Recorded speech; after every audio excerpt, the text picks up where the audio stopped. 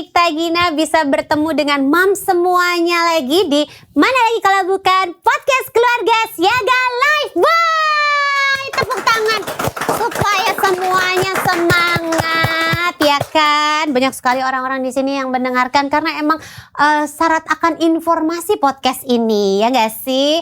Nih kalau misalnya mams lagi santai mungkin bisa ambil kopi, ambil teh gitu ya biar lebih rileks lagi mendengarkan obrolan kita. Karena kita emang ngobrol tuh sesimpel kayak seputar kesehatan tapi dibahasnya santai aja, nggak yang kudu pelik, kudu bikin jadi kram otak gitu, enggak ya. Dan apalagi kalau moms tuh biasanya bisa dibilang sebagai penjaga keluarga. Pengen anak-anak, keluarga selalu sehat, selalu terlindungi. Nah pas banget karena topik kita hari ini adalah tentang anak anti sakit. Oh, apakah caranya supaya bisa membuat anak anti sakit? Nanti kali ya aku kasih taunya ya caranya gimana. Yang ngomong nanti langsung expert-expertnya aja. Tapi aku mau mengingatkan dulu bahwa jangan lupa untuk follow Instagramnya Lifeboy di @lifeboyid dan juga subscribe YouTube channelnya Lifeboy. Lifeboy ID juga nyalain loncengnya, notifikasinya biar kalau ada episode terbaru dari podcast Keluarga Siaga Lifeboy, moms bisa langsung nonton gitu. Oke, nah yang akan menjadi expert pembicara kita untuk episode kali ini tentang anak anti sakit. Ini jujur aku agak minder loh ya, karena hari ini tuh pembicaranya semuanya dokter. Aku juga title aku doang dokter sih ya. Tapi aku ya bisa dibilang udah tidak terlalu berkecimpung di dunia kedokteran. Jadi kali ini harusnya aku sebagai audiens ya yang ngobrol narasumber aku nih dua-duanya. Mungkin kalau moms selalu menyaksikan podcast Keluarga Siaga Lifeboy sudah tidak asing lagi dengan profesor kita yang satu ini ya. Ada Profesor Dr. Hinki Hindra Irawan Satari, spesialis anak, subspesialis infeksi penyakit tropis, master tropical pediatrik. Wih, satu tarikan napas, selamat datang Prof Hinki. Terima kasih. Ada yang beda gak sih dari Prof Hinki ya gak? Dari jabatannya aja ya, aku pas melihat kayak wah ada yang baru nih ya kan. Ada title baru nih namanya Prof Hinki. Baru ya Prof ya? Enggak juga. Subspesialis. Singkatannya berubah. Oh singkatannya tadinya berubah. SPAK. Iya. Sekarang yang konsultannya diuraikan. Jadi subspesialis infeksi penyakit tropis. Iya, dulu hanya K aja. Aduh Prof, kalau profesor ini masih sekolah yang ngisi bulet-bulet tuh ya. Waduh, udah habis waktunya, ya kan? Ketimbang nulis nama doang, wah sama jabatan sama gelar luar biasa. Sehat ya Prof ya? Alhamdulillah. Alhamdulillah. Dan berikutnya narasumber kita ini juga seorang dokter. Beliau saat ini masih sebagai dokter umum yang akan kelak menjadi dokter spesialis anak juga ya. Amin amin ya robbal alamin. Ada Dokter Syafira Aulia. Halo dokter. Luar biasa, sehat? Sehat alhamdulillah. Hamilnya udah berapa bulan nih dokter nih? Ini masuk trimester 3 nih. Masuk trimester 3 berarti udah mau melahirkan ya? Bentar lagi ya Sebentar, enggak di sini kan lahirannya ya? Jangan dong. Takut dong lagi Nanti bubar ngobrol-ngobrol podcastnya. Live. Live persalinan dokter Safira kan gak mungkin dong ya. Dokter Safira ini benar akan menjadi spesialis anak. Insya Allah mohon doanya Prof. Yes. Oh iya, tapi udah sekolah? Belum, baru mau insya Allah tahun depan. Tahun depan om melahirkan dulu, baru abis itu sekolah ya. Tuh kan, Aikata juga apa gimana gak minder ya. Yang satu spesialis anak, yang satu calon spesialis anak. Terus kita ngobrolin ini tentang anak anti sakit. Yang akan kita bahas adalah gimana salah satu cara untuk melindungi anak supaya terlindungi dari segala macam penyakit, terbebas dari sakit, itu adalah dengan vaksinasi. Oke. Ini kalau ngobrolin seputar vaksin ya, sebenarnya itu tuh kayak, oh ya orang udah tahu, oh ya vaksinasi. Ternyata di luaran sana masih banyak mungkin orang tua atau ibu-ibu gitu yang masih agak kontra dengan vaksin karena banyak beredar semacam mitos atau juga mungkin kurang pengetahuan sebenarnya vaksin itu apa, jadi kurang edukasi gitu kali ya Prof ya gitu. Jadi kita bahas dari yang paling dasar dulu kali ya biar mam semua semakin mengerti, semakin terbuka cakrawala pemikirannya mengenai vaksin ini gitu. Jadi sesederhana apa sih Prof sebenarnya vaksin itu? Jadi vaksin itu asal katanya vaksinia. Iya. Vaksinnya itu cacar sapi sebetulnya. Oh. Jadi abad ke-18 seorang dokter di kampung di Inggris ngelihat waktu itu lagi wabah cacar. Oke. Tapi dia lihat kok pemerah sapi ini nggak terkena wabah tersebut yang bikin bopeng itu. Terus dia lihat si cacar itu ada di sapi itu. Jadi dia ambil aja tuh si cacarnya terus diturihin ke anaknya, keluarganya yang serumah. Iya. Mereka juga kebal. Nama virusnya Vaccinia. Nah, jadi tindakan beliau itu disebut dengan vaksinasi. Oh, Ya, jadi awalnya seperti itu. kemudian diproses lah ya. Iya. Jadi akhirnya bibit penyakit diproses, terus dilemahkan, Iya. diberikan kepada seseorang. Seseorang itu kemudian akan membentuk kekebalan. Kekebalan itu bahasa latinnya imun. Jadi setelah divaksinasi akan kebal, yaitu imun. Jadi kadang-kadang vaksinasi dipertukarkan dengan istilah imunisasi. Jadi sebenarnya itu adalah dua kata yang sama ya, Prof. Sama, Serupa ya, ya. vaksinasi, imunisasi gitu. ya. Dan berarti orang-orang suka, mungkin ibu-ibu di luar sana juga suka berpikir, jadi vaksin itu isinya penyakit. Betul, itu bibit penyakit tapi yang dilemahkan. Dengan demikian Iya. tubuh mengenal kuman-kuman tersebut dan segera membuat kekebalan. Kalau ada kuman yang beneran, tubuh udah punya zat penetral, zat kekebalan, sehingga si anak akan terhindar. Atau kalaupun kena nggak berat, ya nggak usah harus dirawat, nggak sampai menyebabkan kematian, nggak menyebabkan kecacatan. Karena vaksinasi itu biasanya dirancang karena masalah penyakitnya angkanya tinggi, kematiannya tinggi, menyebabkan kecacatan atau menimbulkan wabah, maka dirancanglah oleh para peneliti itu. Kemudian para produsen memproduksi secara massal sehingga jumlah yang divaksinasi banyak, sehingga akhirnya lama-kelamaan penyakit hilang. Jadi yang cacar yang sama si Dr. Edward Jenner itu sekarang udah nggak divaksinasi lagi karena udah tahun 70-an, 74 malah Indonesia dan seluruh dunia dibebaskan dari vaksinasi cacar lagi karena cacar telah Eliminasi dari berantas muka bumi. di seluruh dunia. Saya masih dicacar, Gina enggak, Safira enggak. Cacar apa nih, Dok? Cacar air, Sep? Bukan ya? Itu namanya kalau bahasa Latinnya smallpox. Oh, smallpox. Kalau itu cacar, terus kemudian ada cacar air. Iya. Kalau cacar air chickenpox, itu varicella. Namanya virusnya varicella. Ada lagi yang baru, Mpox. Nah, betul. itu sebangsa cacar juga itu. Ada itu di podcast Keluarga Siaga Live Boy ya, kita membahas tentang si Mpox itu ya. Sebentar ya Dokter Safira ya, saya tanya sama Prof Hinki dulu ya. Nah, berarti tapi tuh ya kadang-kadang ya Prof ya, kalau di masyarakat itu ada aja nih Prof yang suka bilang, lah anak saya udah divaksin masih juga kena gitu. Misalnya campak gitu ya Dok ya. Lah perasaan kemarin baru vaksin sekarang kok kena campak misalnya gitu Prof. Jadi banyak yang berpikir bahwa kalau udah vaksinasi ya udah nggak bakal kena gitu.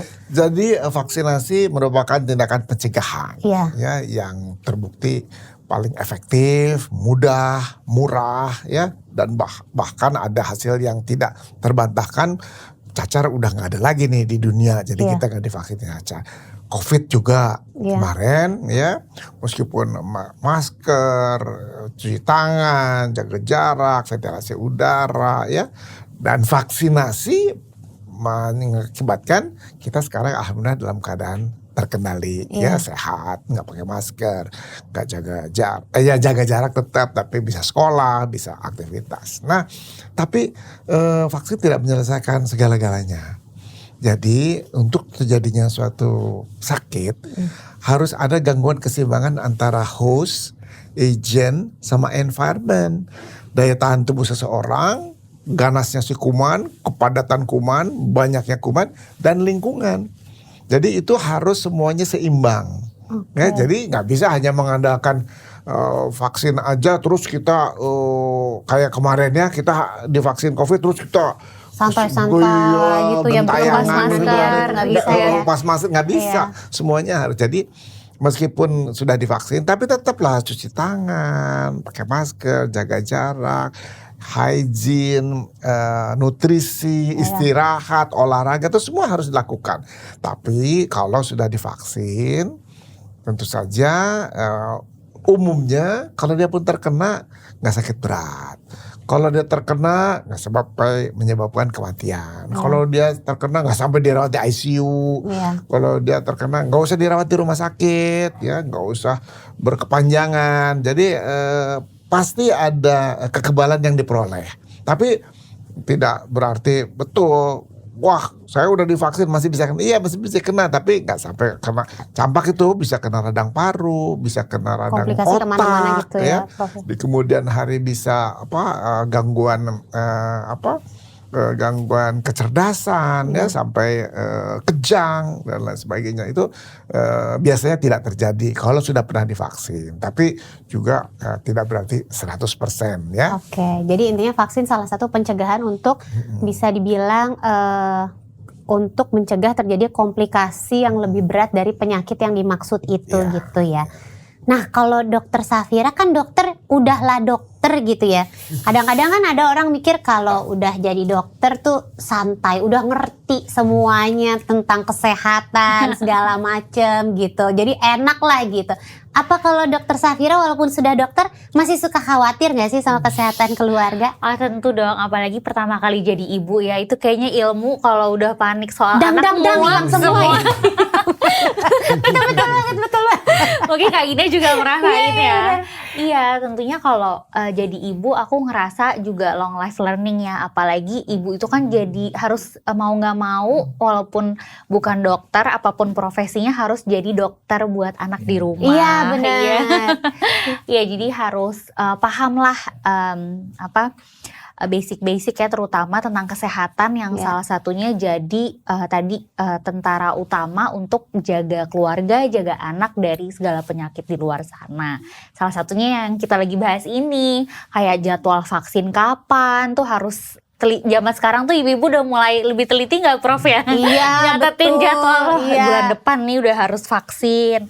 Terus nanti kalau apa aja nih suplemen vitamin anak, terus nutrisinya seperti apa. Kalau aku lihat sekarang ibu-ibu zaman sekarang nih yang millennial moms ya kayak gini. Asik milenial moms. Aku termasuk gak ya? Termasuk gak ya?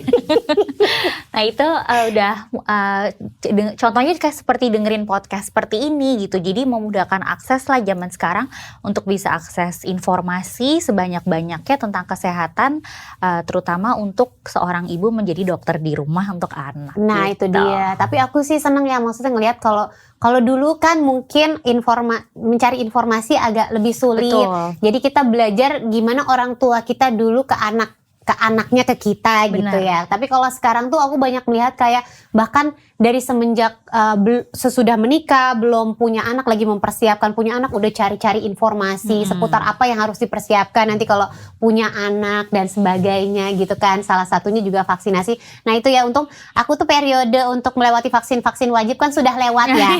Tapi kalau dulu tuh sampai dicatetin di Google Calendar, doh saya kapan lagi kontrol, pas bulan kedua tanggal berapa ya kira-kira, masukin di reminder gitu gak sih? Iya, dan kita kan selalu ada buku ini ya, kesehatan anak ya. Nah itu pasti harus rutin tuh moms dicatat gitu, karena kan setiap vaksin sesuai jadwal itu ada periode waktunya. Iya betul gitu. betul. Dan apakah semua penyakit perlu divaksin, Prof? Jadi tadi saya udah sampaikan ya, para peneliti itu tentunya melihatnya bagaimana seriusnya penyakit, karena yang bisa menyebabkan kematian, kecacatan, wabah, dan barulah dirancang ya. Jadi memang tidak semua penyakit ada vaksinnya, tapi penyakit-penyakit yang dahulu menimbulkan wabah itu udah nggak ada kan tadi, cacar, difteri, ya kan, pertusis, tetanus itu udah dikendalikan ya. Namun kalau misalnya ada yang lalai, nah itu kita ibaratkan negara itu untuk menjaga serangan musuh kan harus punya tentara. Iya. Tentara itu membentengi semua masyarakat terhadap serangan bibit penyakit. Nah kalau nggak semuanya patuh, nggak semuanya menjaga, nggak semuanya mempunyai senjata, kata ibaratkan manusia itu bersenjata, ya musuh dengan mudah bisa masuk. Kalau udah masuk dia menyebabkan masalah kepada masyarakat yang lain. Jadi kita tuh harus mencapai cakupan yang tinggi. Ibaratkan harus 95% bareng bersamaan sehingga nggak ada celah dari kuman itu untuk masuk ke masyarakat dan menimbulkan wabah, menimbulkan penyakit yang serius pada masyarakat. Jadi itu dibutuhkan kerjasama antar semua masyarakat, antar semua ibu-ibu, bahwa kekebalan itu harus kita peroleh bareng-bareng. Jadi sehatnya bareng-bareng, jangan ada yang nggak mau, ada yang mau. Saya nggak sependapat dengan masalah anti vaksin. Saya yakin ibu-ibu itu belum mendapatkan keterangan yang benar, karena mencari sumbernya harus dari orang yang kompetensi. Betul. Ya, jangan ahlinya dalam bidang apa ngomongnya tentang vaksin. Iya, betul. Beliau pakar dalam bidang yang lain, tapi mempunyai pendapat tentang vaksin. Padahal yang kita harus tahu bahwa vaksin kan ada ilmunya, merupakan cabang ilmu kesehatan. Jadi berita juga harus ada sumber yang kita bisa percayai, karena terpandang karena sumber-sumber yang memberikan keterangan orang yang memang menempuh pendidikan yang dalam bidang tersebut dan juga melakukan Ada orang yang ngomong dengan lantang padahal seumur hidup nggak pernah melakukan vaksinasi. Iya kan? Orang yang melakukan vaksinasi tiap hari malah kadang-kadang nggak didengar. Nggak dipercaya. Jadi itu memang saat ini terjadi, tapi memang itu dampak dari telekomunikasi yang dari semakin media. luas ya, Prof ya. Ya ada manfaatnya, namun dari pihak juga berita yang tidak bisa dipertanggungjawabkan, menyesatkan, menakutkan juga mudah diterima oleh masyarakat dan kemudian mudah forward. Biasanya lagi-lagi ke WhatsApp keluarga. Terus jebret, langsung menyebar ya dengan cepat pesat. Dan kalau sudah ada berita yang benar itu malah jadi, kalau di media pun jadi yang kecil. Gitu. Jadi kalau waktu awal tentang masalah itu ada di headline, waktu ada keterangannya di halaman paling belakang dan kolomnya kecil. Nah itu yang baca jadinya ya. Baca, tapi sebetulnya ibu-ibu menyimaklah dengan ini ya, dilihat ini beritanya tahun berapa ya, terus siapa ya, institusi apa ya kan, orangnya, latar belakangnya apa, supaya kita sama-sama silakan menerima informasi namun memilah-milah. Dan kalau misalnya nggak yakin nggak usah di forward. Gitu ya. Benar. Itu dia dari forward ke forward itu yang akhirnya beritanya menyebar dan belum tentu benar ya. Atau enggak. Terus aja. Nanya terus, jawabannya nggak pernah. Nah itu dia, makanya Mams kalau yang menyaksikan podcast Keluarga Siaga Live Boy ini mah semuanya udah pinter, Prof ya, kan udah mendapatkan informasi yang akurat. Sama seperti yang tadi Prof ceritakan bahwa memforward informasi yang salah, akhirnya semua orang jadi salah gitu. Sama seperti ketika Mams memberikan vaksinasi mungkin ke anaknya yang kecil-kecil, akhirnya semua anak-anak tervaksinasi, terbentuklah semacam kekebalan yang dibilang kekebalan komunitas gitu ya, Prof ya. Jadi itu gimana tuh Prof penjelasannya? Selain si anak itu divaksinasi, dia itu jadi tidak merupakan sumber penularan bagi anak yang lain. Dengan demikian penyakitnya berhenti. Jadi akhirnya putuslah rantai penularan itu kan kita memutus rantai penularan. Kan anak tuh gampang sekali sakit ya. Kemarin juga saya merawat anak umur 1 tahun 8 bulan. Dok, ini kemarin sakit, sekarang sakit lagi. Anak balita itu sakitnya 6-9 kali setahun. Sesimpel batuk pilek, kalau apalagi kalau udah masuk PAUD atau di daycare gitu saya mengalami kayak baru sembuh minggu depan sakit lagi gitu ya kan. Iya. Karena imun sistemnya sedang belajar, lagi training. Istilahnya ya. kenalan kali ya Prof ya, banyak dalam berkenalan waktu 5 ya. tahun itu. Iya. Dan port d'entrée, sumber masuknya kuman itu dari yang tidak terjaga karena tidak ada yang menutup, ya dari saluran napas atau dari mulut. Jadi gejalanya kalau nggak batuk pilek dan juga diare atau muntah. Nah, jadi itu yang harus dijaga, dan kebetulan makin besar dia makin banyak kontak dengan sebayanya. Iya, benar. Jadi untuk itu penyakit-penyakit yang berbahaya menimbulkan wabah itu udah ada tindakan pencegahannya. Jadi untuk itu kita harus secara berkala, dan kita juga harus datang ke dokter secara berkala karena kita harus memastikan anak itu tumbuh dan kembang sesuai dengan potensi dia.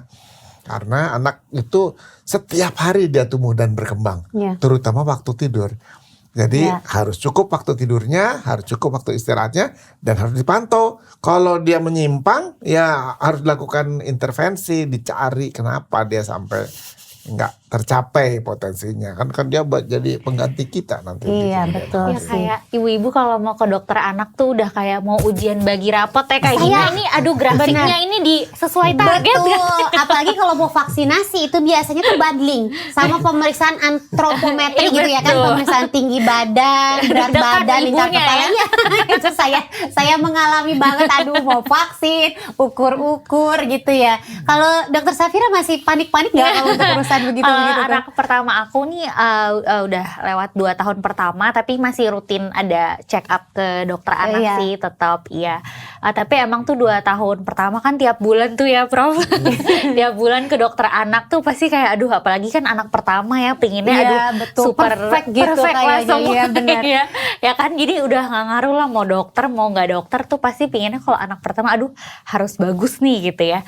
Terus ya udah, jadi pasti karena kita pinginnya udah tahu nih udah diedukasi juga kan sama dokter anaknya yang bagus seperti apa, jadi ya kita mengupayakan supaya anak itu dari segi nutrisinya, terus perilaku hidup bersih dan sehat. Jadi nggak semata-mata hanya mementingkan misalnya tadi berat badan aja. Kayak misalnya nih kalau anak kita nggak vaksin terus anaknya jadi sakit, jadi nggak mau makan. Kalau banyak sakit juga jadinya beratnya nggak naik. Jadi udah capek-capek kan tuh Kak Gina ngerasain udah naikin berat badan ya kan, ibu-ibu. Terus sakit, aduh turun lagi nih Prof. Betul. Turun lagi nih dok, gimana gitu kan. Ya jadi itulah tadi, jadi nggak ada satupun satu cara yang memang perfect 100% bisa melindungi anak kita dan keluarga dari semua penyakit, tapi kita melakukan banyak faktor ya. Tadi kan ada agent, host sama environment ya, lingkungan yang saling berpengaruh untuk menciptakan anak dan keluarga yang sehat. Nah itu dia, tuh bahkan dokter aja juga merasakan kepanikan layaknya mam semua yang ada di sini ya gitu. Bahkan kadang-kadang aku pribadi aja nih ya, kalau aku bawa anak aku ke dokter atau apa gitu, mereka tuh suka bilang, ibunya kan dokter, ngapain dibawa ke dokter? Kalau anak sendiri beda ya. Iya kan, kayak lah kan kapasitas saya belum sampai misalnya ke ilmu spesialis anak gitu ya. Dia itu paling sebel kalau misalnya kayak gitu. Kalau dokter Safira juga suka mendapatkan kata-kata begitu gak sih? Iya, tapi kalau menurut aku nih tetap penting banget untuk seorang ibu tahu penanganan awal di rumah ya Prof, mungkin untuk anak gitu. Jadi tahu kapan harus dibawa ke dokter, misalnya kapan ini udah tanda bahaya gitu. Misalnya kayak kalau udah tahu nih anaknya misalnya ada riwayat sakit kejang gitu, jadi mungkin udah diedukasi kapan harus segera ke unit gawat darurat kalau misalnya kejang, atau misalnya kalau demam tinggi itu berapa sih suhunya seberapa, lalu diukurnya gimana, apakah bisa menyimpan atau sedia alat perang, misalnya penurun panas di rumah, terus harus siap termometer. Itu kan hal-hal yang bisa dipelajari oleh ibu, siapapun ibu ya, nggak harus dokter, dan penanganan awal di rumah. Jadi nggak selalu panik gitu Kak Gina. Jadi tahu apa sih penanganan awal sebelum mungkin nanti dibawa ke dokter dan nggak dikit-dikit bolak-balik jadi ke ya, dokter kan lama-lama banyak nginep di ruang aduh praktek udah dokter di gitu. IGD pulang lagi lama-lama nginep dong ya Atau dirawat saya mau tinggal di rumah dokter aja lah, saya titip ya anak saya. Gitu kan nggak mungkin ya. gitu. Ya benar.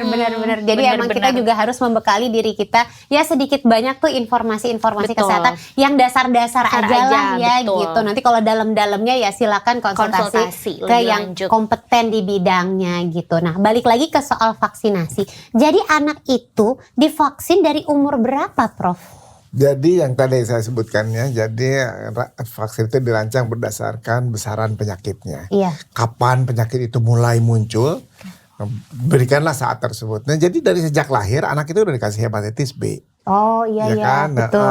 karena kenapa? Karena penyakit hepatitis bisa didapat dia lagi semasa janin atau ya ditularkan dari ibunya. Jadi hepatitis B, polio, kemudian umur 1 bulan BCG, dan kemudian 1,5 bulan DPT dan seterusnya itu bergantung kepada masalah penyakit, karena pada anak itu masalah penyakit itu berbeda setiap golongan umur. Makanya vaksinasinya ada yang dari lahir, ada yang dari 1,5 bulan, ada yang mulai 6 bulan, ada yang mulai setahun, ada yang mulai 2 tahun, ada yang harus diulang 5 tahun, ada yang diulang 10 tahun, ada yang tiap tahun. Booster ya, jangan lupa tuh Mams.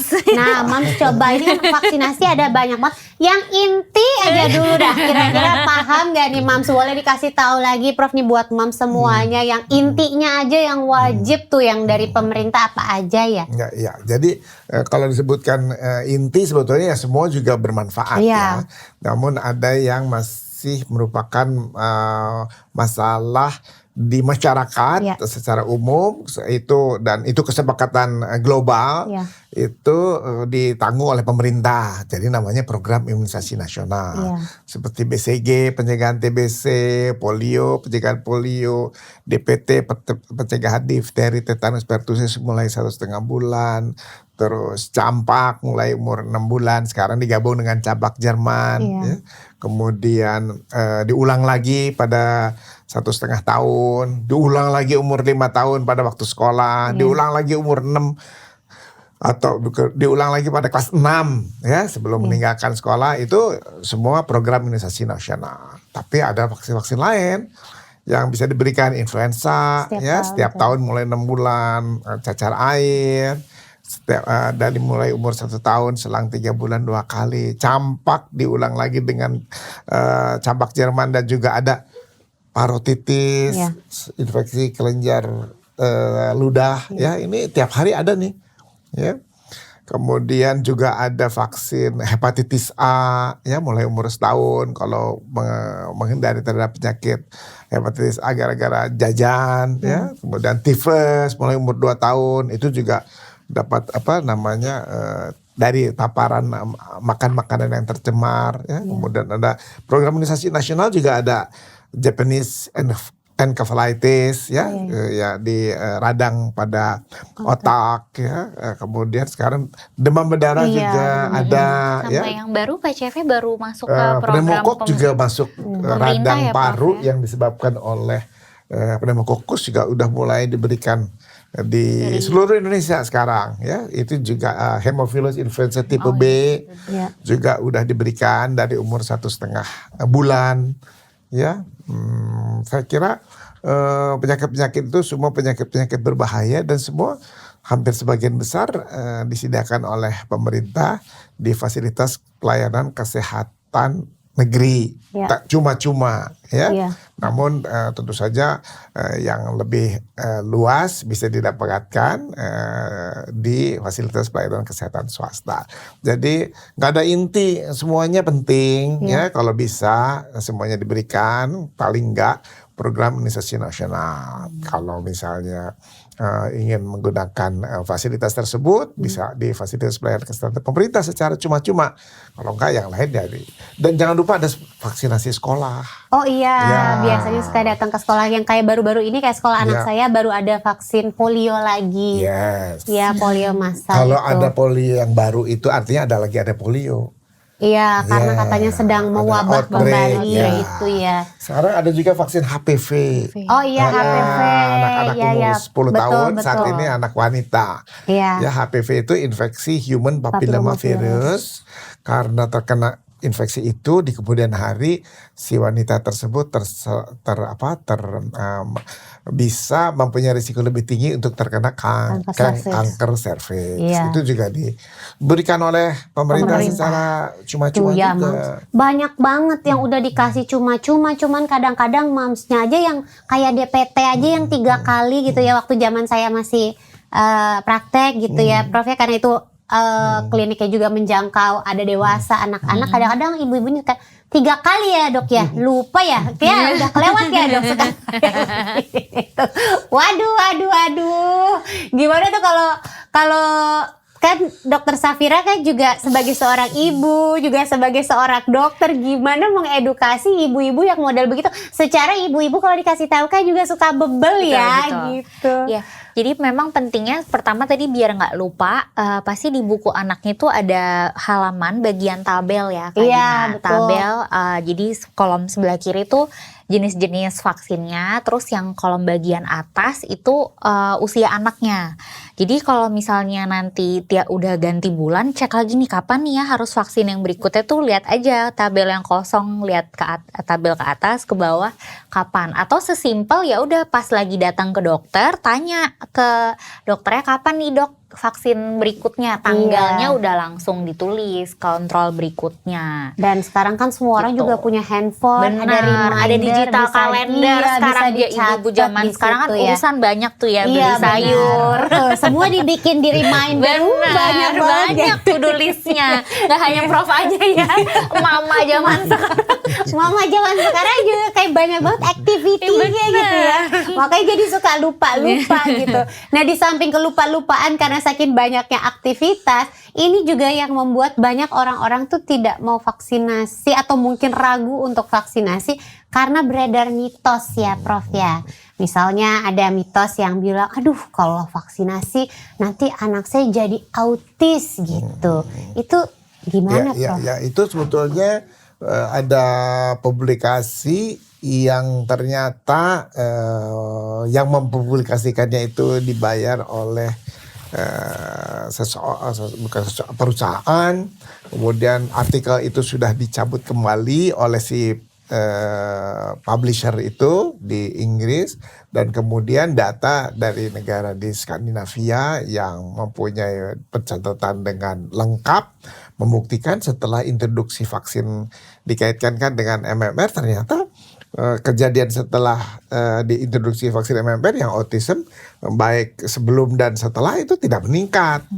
Jadi akhirnya artikel itu dicabut, dokter itu nggak boleh praktek lagi. Kebetulan juga bukan dokter anak ya. Dan akhirnya dinyatakan bahwa tidak terkait dengan autism. Meskipun sekarang kita memang melihat, atau sekarang orang sudah mengetahui tentang autism itu, jadi lebih terlihat, lebih orang aware ya, lebih awas, jadi lebih kelihatan. Tapi sebetulnya ya dari dulu juga udah ada, cuman dulu barangkali orang nggak tahu atau belum familiar dengan istilah autism itu, dan ternyata sekarang sudah jelas nyata bahwa tidak terkait dengan vaksinasi. Jadi vaksinasi itu sampai sekarang masih diberikan dan ternyata tidak terkait. Ya. Tidak ada kaitannya gitu ya. Dan ketika santer beritanya saya termasuk yang kayak, emang iya ya? Serius ya? Aduh gimana ya, waktu itu pas banget anak saya pas waktunya untuk vaksin si MMR itu. Jadi kayak oh ternyata, tapi so far anak saya aman-aman aja gitu. Nah itu balik lagi bahwa kita harus ke orang yang memang kompeten di bidangnya gitu. Jadi jangan langsung percaya berita yang beredar gitu. No picture hoax gitu kalau kata anak. Gitu ya. Nanti kita ngobrol lagi seputar vaksinasi, mitos-mitosnya, bagaimana cara supaya anak itu selalu insya Allah sehat, terlindungi dari segala penyakit. Nanti ya, tapi ya Mams ya, tetap di podcast Keluarga Siaga Lifebuoy.